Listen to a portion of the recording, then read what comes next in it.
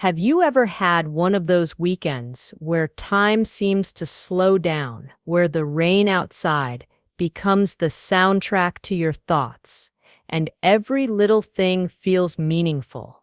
Welcome back, my friend. I'm so glad you're here.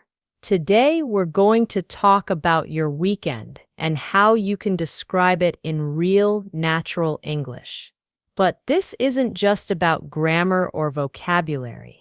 It's about connection, how you can share your life, your moments, and your emotions through simple English words. In this story, you'll hear real English phrases that people use when they talk about their weekend. Listen carefully to how they appear in context. You don't need to memorize. Just feel the rhythm, the emotion, and the meaning. That's how language becomes alive. Remember, every time you practice English, you're not just learning words, you're building confidence, you're growing. So stay with me until the end, and I promise you'll leave with both new English and a bit of inspiration for your next weekend. Before we begin, tell me in the comments, what country are you watching from, and what time is it there right now? I'd love to know where this story is reaching tonight. Soft guitar begins playing. So, let's begin our story. It was a Friday evening, warm, golden light spilling through the window. Anna closed her laptop and sighed deeply. It had been a long week. Emails, meetings, deadlines. She whispered to herself, "Finally the weekend." She stretched her arms and smiled. Outside, the sound of distant laughter drifted through the neighborhood. In English, we often say, "I was so ready for the weekend." It means you've been waiting for it all week. You're tired, but hopeful. Anna decided not to make any big plans. Sometimes the best weekends are the quiet ones. She texted her friend, "Hey, do you want to hang out tomorrow?" The phrase hang out means to spend time together, casually, just to relax. Her friend replied, "Sure, let's grab a coffee in the morning." To grab a coffee, another common English phrase, means to meet someone for coffee, usually in a relaxed way. It doesn't mean rushing, it means connection. Saturday morning came. The city was waking up slowly. Birds, cars, and that smell of fresh rain on the street. Anna put on her favorite sweater and walked to the cafe. The bell above the door jingled softly as she entered. Warm air, the scent of coffee, quiet chatter, everything felt peaceful.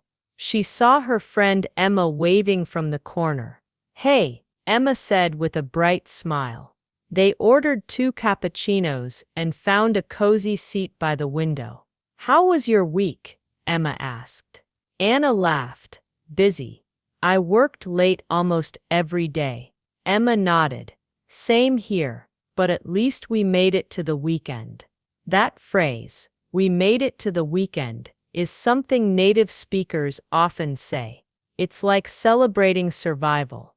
It means we worked hard, and now we can finally rest. They talked about movies, travel plans, and new books.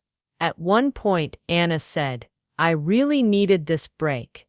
To need a break means you need time to relax and recharge. We all do, sometimes. Later that afternoon, Anna walked along the park. The rain had stopped, but the world was still glistening. Trees shining like glass, puddles reflecting the sky. She noticed children playing with paper boats, their laughter echoing softly. She smiled. As she watched, she thought about how simple moments could make a weekend feel special. In English, we often say, "It's the little things that matter." It means joy doesn't always come from big events, but from quiet, beautiful details. Anna decided to take a few pictures of the trees, the sky, the reflections. Then she whispered to herself, "I feel calm, finally calm." She took a deep breath, feeling the cool air fill her lungs. That evening she wrote in her journal, "Today was simple but good. I didn't do much, but I felt alive." And that, my friend, is one of the most natural ways to describe your weekend in English, by sharing your small stories with emotion and honesty. Because when you speak from the heart, your English becomes unforgettable. Outside, the city lights began to glow, one by one, like stars waking from a dream. Anna stood by the window, holding a cup of tea, and whispered, "Maybe tomorrow will be even better." Sunday morning arrived quietly. The sun was gentle, peeking through gray clouds like a secret. Anna woke up late, around 9:30, and smiled to herself. In English, we often say, "I slept in." It means you woke up later than usual without rushing. She stretched, yawned, and whispered, "No alarms today." Her voice carried a little happiness, the kind that comes from knowing you have time. Outside, birds were singing on the balcony rail. The smell of toast filled the room. She made herself breakfast: eggs, orange juice, and a slice of toast with honey. As she sat down, she thought, "This is my slow morning." That phrase, "a slow morning," means a peaceful one, without stress or hurry. While she ate, she listened to her favorite podcast in English. She liked doing that, listening to real voices, real stories. Even when she didn't understand everything, she stayed curious, because curiosity, not perfection, is what makes a language grow inside you. After breakfast, Anna decided to tidy up her apartment. She turned on some music and started cleaning the living room. She vacuumed the floor, wiped the windows, and folded the laundry. In English, we often say, "I did some housework." It's a simple phrase, but it makes everyday life sound natural. As she cleaned, she found an old photo, a picture of her and her friends at the beach last summer. They were all laughing, holding ice cream cones, sun on their faces. She smiled at the memory. Suddenly, she remembered something her English teacher once said: "When you talk about your weekend, it's not about showing off, it's about sharing how you felt." So she practiced out loud, just to herself. "This weekend, I met my friend for coffee, walked in the park, and cleaned my apartment. It was relaxing." Simple words, but full of life. And that's something I want you to notice too, my friend.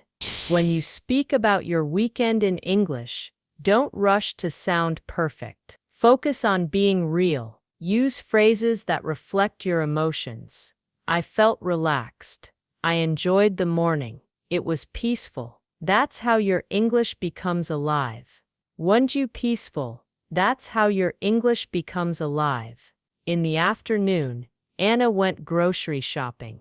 The sky had turned silver again, soft rain falling in slow motion. She grabbed her umbrella, slipped on her shoes, and whispered, "Let's go."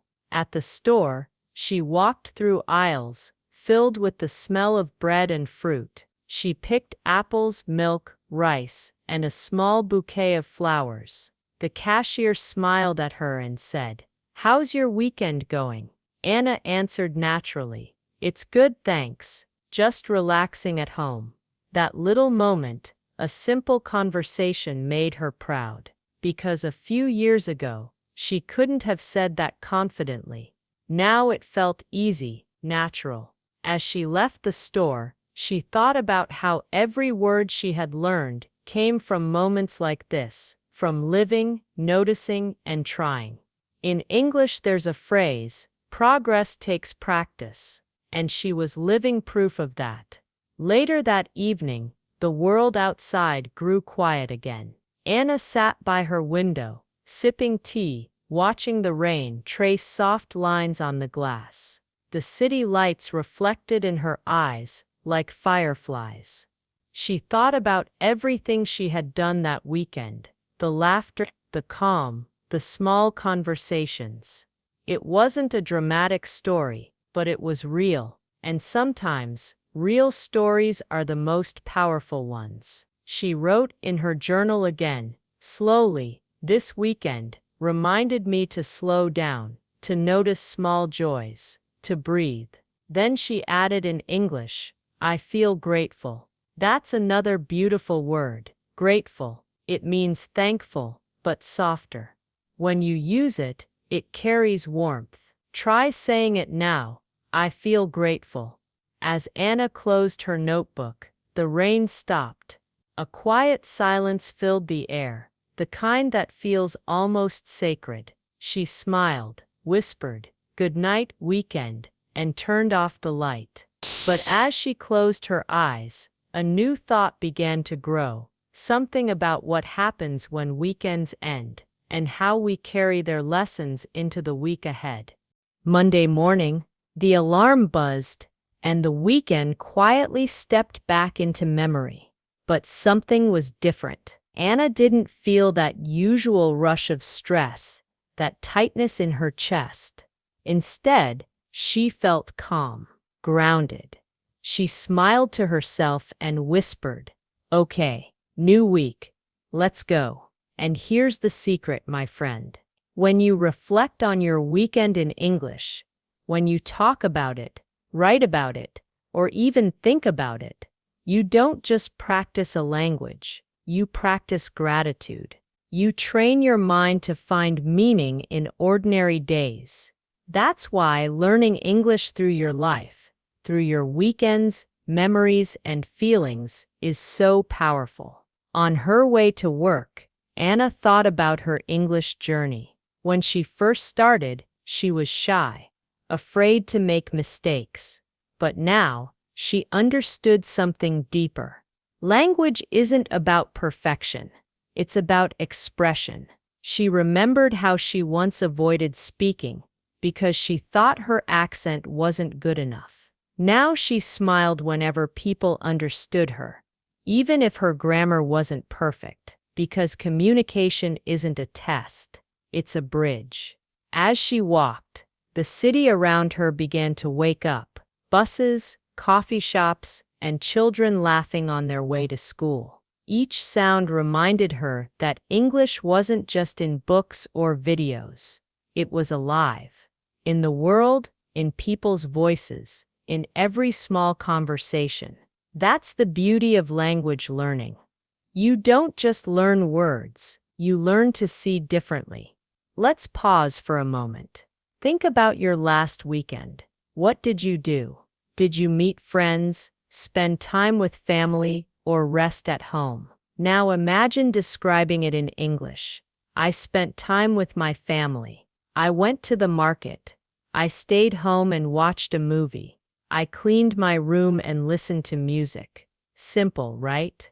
But when you say these things, you're doing more than practicing English. You're building the habit of reflection, of noticing your life, and that noticing, my friend, is the seed of growth. Later that day, Anna sat at her desk during lunch break, sipping tea.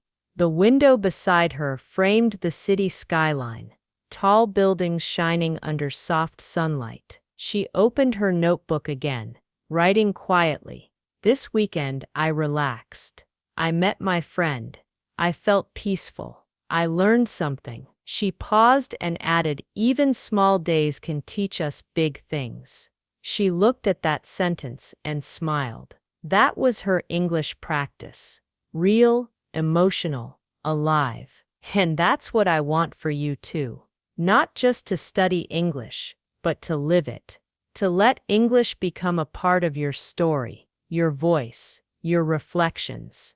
Before the day ended, Anna took a short walk outside. The air was cool, the sky, golden again, just like Friday evening when it all began. She noticed people talking on the street, the hum of life moving forward, and she whispered to herself, in English, I'm doing okay. That small sentence carried strength. because sometimes that's all we need. A few simple words to remind us we're growing, step by step. So as you finish listening to this story, remember learning English is not about racing to the finish. Henteschen tumeno. Des. It's about collecting small moments, your laughter, your mistakes, your progress, and turning them into meaning. When you talk about your weekend, don't worry about perfect grammar. Talk with honesty. Use your real experiences, your rainy days, your quiet mornings, your coffee conversations, because language at its heart is human. Soft, uplifting music swells, piano and strings. So, my friend, here's your little challenge. After watching this, take a moment to write or say out loud, Henteschen, this weekend, I'm finished the sentence in English. No matter how simple it sounds, it's yours. That's how growth begins. And if this story touched you, remember, you're not alone on this journey. We're learning together, one story at a time. Subscribe for more stories like this, stories that help you learn English naturally and see the beauty in your everyday life. Because every word you learn is a step toward the person you're becoming. Soft rain returns briefly, then fades. You are growing, you are learning, and you're doing beautifully.